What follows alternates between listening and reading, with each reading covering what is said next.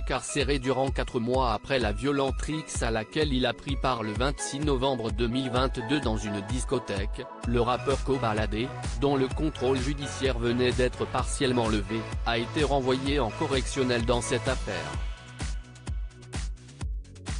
Les ennuis judiciaires de Kobalade sont encore loin d'être terminés. Placé en détention suite à une violente rixe qui s'est déroulée au sein d'une discothèque le 26 novembre 2022, le rappeur avait été libéré sous contrôle judiciaire. Si les magistrats avaient accepté une mainlevée de son contrôle judiciaire le 18 juillet 2023, le juge d'instruction en charge de cette affaire a quant à lui pris la décision de renvoyer Kobalade en correctionnel. Selon les informations dévoilées ce lundi 31 juillet 2023 par Le Parisien, le musicien sera jugé pour violence en réunion devant le tribunal correctionnel de Paris le 26 septembre 2023.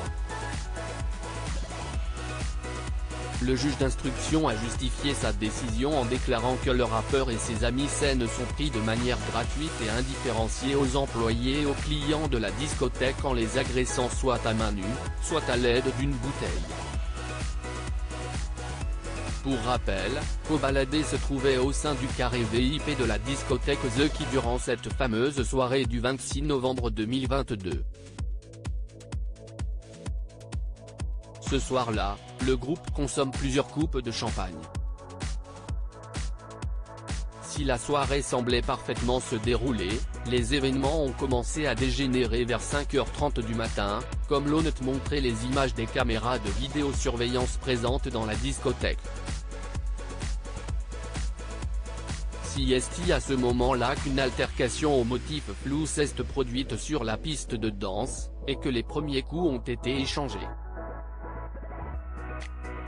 L'un des amis du rappeur, RVM, s'est alors saisi d'une bouteille. Il a ensuite été rejoint par Kobalade, qui s'apprêtait pour sa part à quitter l'établissement. La scène captée par les caméras de la discothèque est décrite comme étant ultra-violente. Alors qu'un des serveurs de l'établissement a tenté de s'interposer pour calmer les esprits, RVM